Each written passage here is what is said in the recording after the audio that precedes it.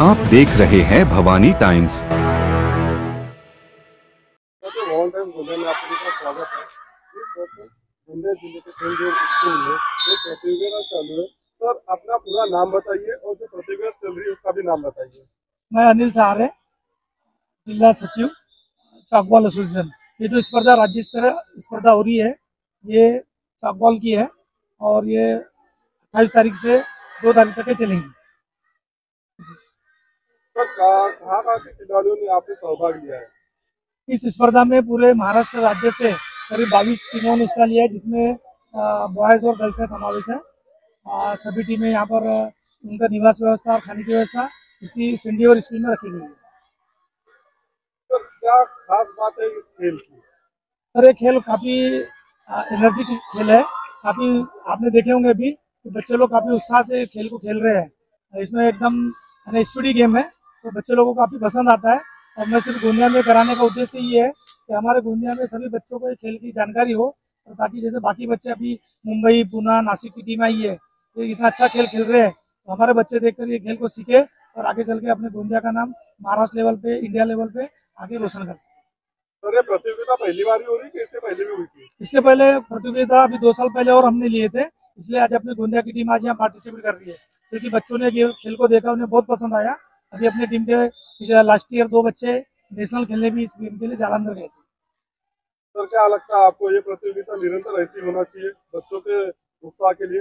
हाँ, खेल तो खेलना ही चाहिए और ऐसी स्पर्धा के माध्यम से अपने जो बच्चों के अंदर में जो छुपे गुण रहते हैं वो काफ़ी विकसित भी होते हैं, और उनको खेलने का मौका जब मिलता है तो बच्चे अपना खेल का प्रदर्शन कर आगे बढ़ने की कोशिश भी करते हैं। तो ऐसे खेल होते रहेंगे निरंतर, तो ये बच्चे अपने यहाँ से आगे बढ़ने के लिए अच्छा रहेंगे। और अगर यहाँ से नेशनल लेवल तक अगर खिलाड़ी निकलता है तो उसको गवर्नमेंट की तरफ से कुछ सुविधा है, जैसे गवर्नमेंट नौकरी लगती है या उनको स्कॉलरशिप मिलती है, ऐसी कोई सुविधा है? गवर्नमेंट की तरफ से खिलाड़ियों को 5% आरक्षण दिया जाता है और नौकरी के लिए बच्चों को काफ़ी सहयोग मिलता है। पढ़ाई के साथ साथ अगर खेल खेलते हैं तो उनको इस खेल के माध्यम से 5% आरक्षण के अंतर्गत उनको स्पोर्ट के माध्यम से नौकरी मिलती है।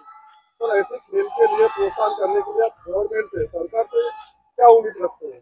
गवर्नमेंट से ये उम्मीद है कि इस प्रकार का जो खेल का आयोजन होता है इसमें जनप्रतिनिधि, लोक प्रतिनिधि एवं स्पोर्ट ऑफिस, इनके तरफ से कम थोड़ा अनुदान इस गेम को देना चाहिए, क्योंकि प्राइवेट जब गेम को हम लेते हैं इसमें काफी खर्चा होता है। तो जब खिलाड़ियों को अगर बाहर से कुछ अनुदान हमारे को मिल जाता है तो उनको सुविधा और अच्छी सुविधा देने की कोशिश करेंगे। तो भवानी टाइम्स में टाइम देने के लिए बहुत बहुत धन्यवाद। Thank you. प्रतियोगिता बद्दल आपका काय मत आहे? सर्वप्रथम मी तुमचे आभार मानतो आणि आज आमच्या या तुमच्या मीडियाच्या माध्यमातून आमच्या खेळाचा प्रचार प्रसार होत आहे, त्याबद्दल तुमचे मी खूप धन्यवाद मानतो। आज या स्पर्धेच्या निमित्तानं आमचे महाराष्ट्राचे राज्य सचिव श्री सुरेश गांधी सर, आमचे गोंदिया जिल्ह्याचे सचिव श्री अनिल सहारे सर आणि मी स्वतः जयवंत बुभाटे पालघर जिल्हा सचिव म्हणून, तसेच या संघटनेचं तांत्रिक समिती म्हणून मी काम पाहत आहे। या स्पर्धेबद्दल जर सांगायचं झालं तर ही 12वी सब ज्युनियर मुलं मुलींची स्पर्धा आहे। गोंदियामध्ये ह्या स्पर्धेचं आयोजन बऱ्याच वेळा झालेलं आहे। महाराष्ट्र संघ या खेळात बऱ्याच प्रमाणामध्ये सुवर्ण पदकापर्यंत त्याची मजल मारत आहे। गोंदिया जिल्ह्यातून प्रथमच गेल्या वर्षी जी जालंधरला स्पर्धा झाली होती त्या स्पर्धेतून गोंदिया जिल्ह्याचे 2 खेळाडू हे राष्ट्रीय पातळीवरती खेळले होते आणि अर्थातच महाराष्ट्र संघ तिथे विजयी ठरला होता। ह्या स्पर्धेतून आता जी राष्ट्रीय स्पर्धा होणार आहे ती दिनांक 20 मार्च ते 23 मार्च या कालावधीत साईनगर शिर्डी, आपल्या साईंची भूमी, आपल्या महाराष्ट्राची नगर या जिल्ह्यामध्ये तिथे होणार आहे आणि ह्या स्पर्धेतूनच महाराष्ट्र संघ निवडला जाणार आहे आणि याचं सर्व श्रेय ह्या महाराष्ट्रामध्ये जो खेळ पसरला आहे त्याचे सर्व श्रेय आमचे राज्याचे सचिव आहेत सुरेश गांधी सर यांचे अतिशय परिश्रम आणि प्रयत्नांच्यामुळे हा खेळ आपल्या महाराष्ट्रात जवळजवळ 28 जिल्ह्यांमध्ये पोहोचलेला आहे। तसेच या खेळाची शासनातर्फे राज्यस्तरीय स्पर्धा देखील या गोंदिया जिल्ह्यामध्ये यावर्षी झालेली आहे आणि तिथे देखील 4 ते 5 विभागांनी आपला सहभाग नोंदवून राज्यस्तरीय स्पर्धा संपन्न केलेली आहे।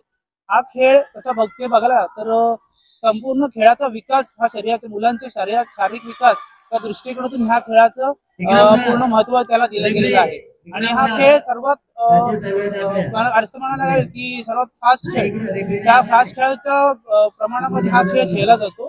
हा खेळ जवळजवळ 96 ते 100 या देशांमध्ये हा खेळ खेळला जातो। या खेळाचा उगम स्वित्झर्लंड या देशातील जिनिव्हा या शहरात झाला होता, भारतात हा 1990 सालापासून हा खेळ इथे खेळला जातोय, पण महाराष्ट्रामध्ये हा खेळ बऱ्याच वर्षापासून चालू आहे आणि असाच हा खेळ चालू राहील याकरता महाराष्ट्र राज्य संघटना अधिक प्रयत्नशील राहील. आमची सर्वांचा सुरेश गांधी सरांना पाठिंबा आहेच. त्याचबरोबर जे जिल्हा सचिव आपापल्या जिल्ह्यामध्ये या खेळाचा प्रचार प्रसार करतायत त्यांचा देखील इथे मी स्वागत करतो आणि आपल्या चॅलेंजच्या माध्यमातून सांगू इच्छितो की हा खेळ लवकरच लवकर शासनाच्या वेगवेगळ्या सूचीमध्ये त्याला प्राप्त होईल. प्रथम तुमचे आभार इथे येऊन हा बाईट घेतल्याबद्दल. दुसऱ्या वर्षी लागोपाठ गोंदिया जिल्ह्यात सब ज्युनियरची राज्य स्पर्धा होत आहे आणि त्याचा फायदा गोंदिया जिल्ह्याला नक्कीच मिळालाय. कारण पहिल्या वर्षी त्यांची टीम सुद्धा पार्टिसिपेट होऊ शकली नव्हती आणि यावर्षी त्यांची टीम सुद्धा आहे आणि मागच्या वर्षी त्यांचे 2 प्लेयर राष्ट्रीय स्पर्धेत महाराष्ट्रातर्फे खेळले. या खेळाचं आतापर्यंत न सांगितलेली गोष्ट एवढीच आहे की हा जेवढा फास्ट खेळ आहे तेवढंच ह्या खेळात इंजुरी नाही, कुठची दुखापत नाही खेळाला. आणि ह्याच्यात त्याचं हे वैशिष्ट्य आहे खेळाचं की हा हँडबॉल पासून डेव्हलप झालेला आहे. हँडबॉलला दुखापती मेजर इंजुरीज असतात, ह्याच्यात इंजुरीज नाही, धक्काबुक्की कुठचीही नाही. आणि त्याच्यानंतर ती दुसरी महत्वाची गोष्ट म्हणजे यावर्षी हा एशियन गेममध्ये इन्क्लूड झालेला आहे. एशियन गेममध्ये हा खेळ आहे आणि यावर्षी जपानला जी होणार आहे एशियन स्पर्धा त्यात भारताची टीम जाईल आणि त्यामुळे त्या माध्यमातून सगळ्या खेळाडूंना जर पहिल्या 3च भारताचा संघ आला तर कोटीच्या कोटी उड्डाणं होऊ शकतात आणि प्रत्येकाला कोट्यावधी रुपये मिळू शकतात खेळाडूंना. त्यामुळे त्या दृष्टीने खेळाडूंचा पण खूप फायदा आहे आणि हे सगळं झाल्यानंतर नक्कीच चॉकबॉल या खेळाला चांगले दिवस येतील असं मला वाटतं. धन्यवाद.